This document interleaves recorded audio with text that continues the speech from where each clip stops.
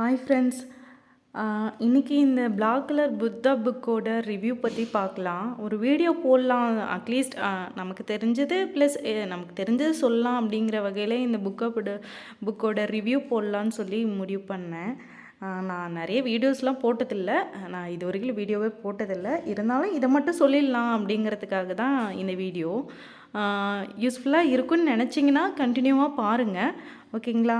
இந்த book order பண்ணி கிட்டத்தட்ட ஒரு 2 months ஆகிருக்கும்.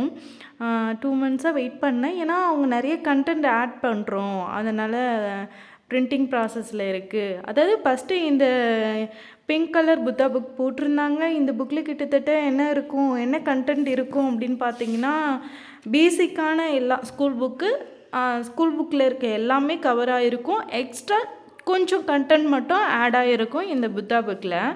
அவங்க குரூப் 4 எக்ஸாம் முடிஞ்சதுக்கப்புறம் அதோட கொஸ்டின்ஸை பார்த்ததுக்கப்புறம் சரி இதிலிருந்து மேக்ஸிமம் கவர் ஆகலை அப்படிங்கிறத புரிஞ்சுக்கிட்டு அவங்க இதுக்கேற்ற மாதிரி எக்ஸ்ட்ரா, அதாவது அவுட்சோர்ஸ் புக் கிட்டத்தட்ட 21 புக்ஸ் இருக்குதுன்னு நினைக்கிறேங்க ஃப்ரெண்ட்ஸ். அந்த 21 புக்ஸையும் அவங்க கவர் பண்ணலாம் அப்படின்னு சொல்லி பிரிண்டிங் பண்ணாங்க. குரூப் 2 எக்ஸாம் முடியறதுக்கு முன்னாடி குரூப் 4 எக்ஸாம் முடிஞ்ச உடனே இந்த பிளாக் கலர் புக்கு பிரிண்டிங் பண்ணாங்க.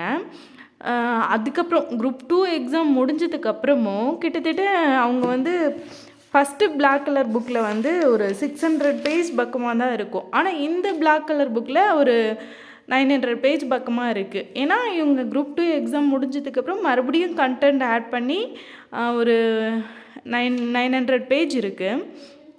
இந்த புக்கில் எப்படின்னா கிட்டத்தட்ட 21 புக்ஸ் இருக்குது. அவுட்சோர்ஸ் புக்ஸுன்னு சொல்லி டெலிகிராம்லாம் சோர்ஸ் பரவிட்டுருக்கு இல்லையா, அதில் மட்டும் 21 புக்ஸு கிட்டத்தட்ட இருக்குது, அவுட்சோர்ஸ் புக்ஸுனே. ஆனால் அந்த 21 புக்ஸை ஒரு கம்பைன் பண்ணால் எப்படி இருக்குமோ அந்த மாதிரி ஒரு புக் தான் இந்த பிளாக் கலர் புத்தா புக். இது எந்த அளவுக்கு யூஸாக இருக்கும் அப்படின்னா, நீங்கள் முதல்ல பிங்க் கலர் புக், அதாவது இதை தான் படிக்கணும்னு நான் சொல்ல வரல, ஸ்கூல் புக்ஸ் எல்லாம் படிச்சிட்டிங்க, பேசிக் எல்லாம் முடிச்சிட்டிங்க, கண்டென்ட் வைஸாக படிங்க. ஸ்கூல் புக்ஸ் எப்படி முடிக்கணும்னா முதல்ல கண்டென்ட் வைஸாக படிக்க கற்றுக்கோங்க.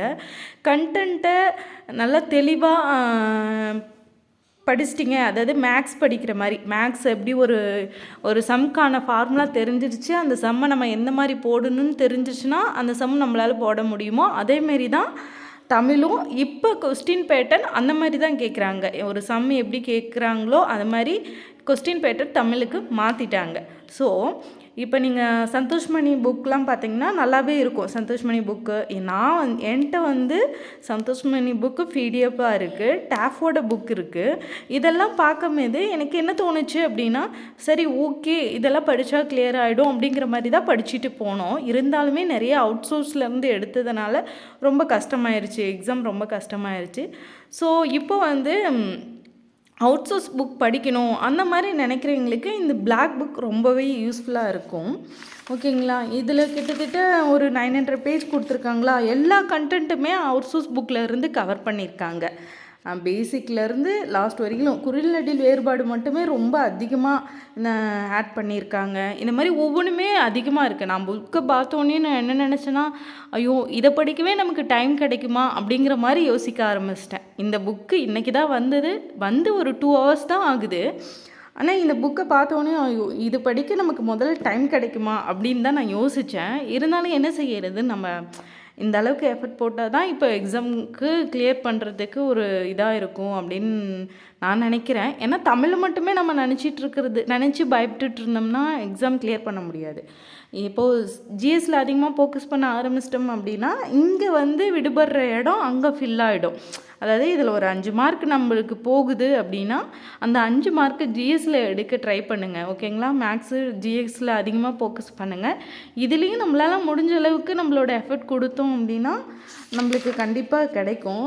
எனக்கு இந்த புக்கில் ஒரு மைனஸ் பாயிண்ட் அப்படின்னு பார்த்தீங்கன்னா, பாயிண்ட்டாக கொடுக்காம இந்த புல்லட், அதாவது புள்ளி வச்சு கொடுத்துருப்பாங்க, அது மைனஸ் பாயிண்ட்டாக பார்க்குறேன், ஓகேங்களா? மற்றபடி மீதி எல்லாமே பழைய புக் மாதிரி தான். அதாவது இதுக்கு முன்னாடி புத்தா புக்ஸ் எல்லாம் பேப்பர் குவாலிட்டி எப்படி இருக்குமோ அதேமாரி தான் இருக்குது.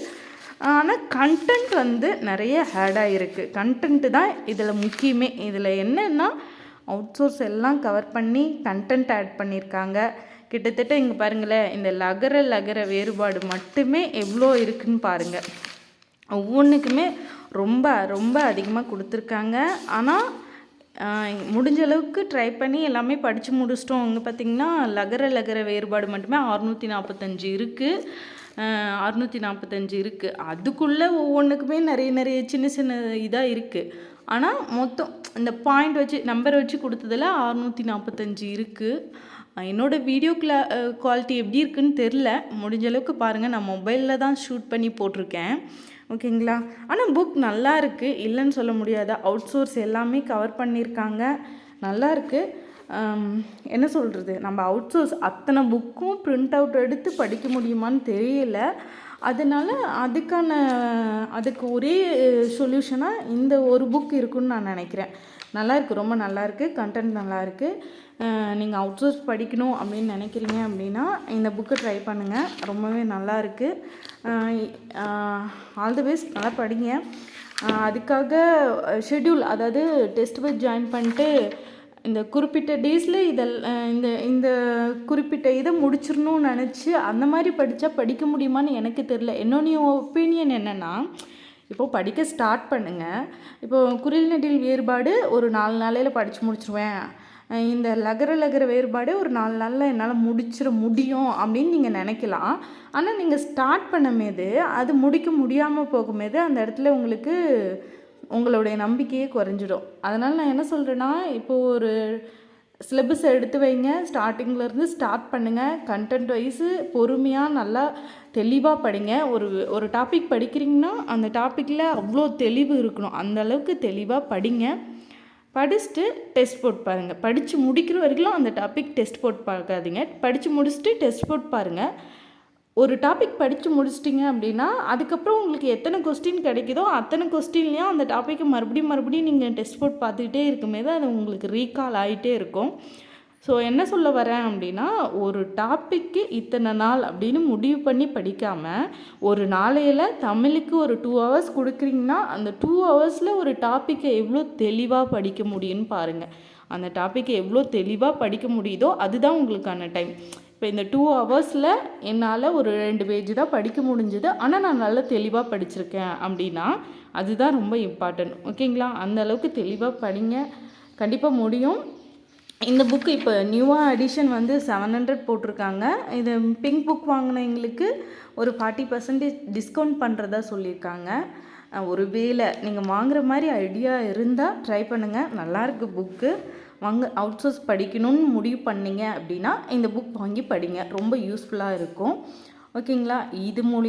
இதை என்ன சொல்கிறது, இந்த வீடியோ மூலியமாக உங்களுக்கு ஏதாவது புதுசாக தெரிஞ்சுக்கிட்டீங்க, இல்லை உங்களுக்கு கண்டிப்பாக யூஸ்ஃபுல்லாக இருந்ததுன்னா நீங்கள் மோட்டிவேட்டாக இருங்க, முடிஞ்ச அளவுக்கு படிங்க. யூஸ்ஃபுல்லாக இருந்ததுன்னா ஒரு சப்ஸ்கிரைப் மட்டும் பண்ணிக்கோங்க. Thank you friends.